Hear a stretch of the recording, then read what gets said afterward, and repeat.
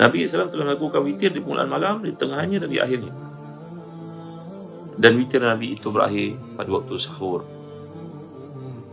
Dan kita dianjurkan baca dalam salat witir sebanyak 3 rakaat surah Al-A'la rakaat pertama,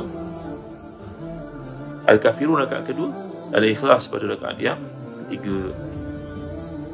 Dalam satu riwayat daripada Ahmad, Abu Dawud, Tirmizi, daripada Aisyah radhiyallahu anha, ditambah di akhir witir itu, rakaat yang terakhir itu, satu rakaat itu dibacakan Al-Ikhlas, diikuti dengan Al-Falaq, diikuti dengan An-Nas, kemudian rukuk.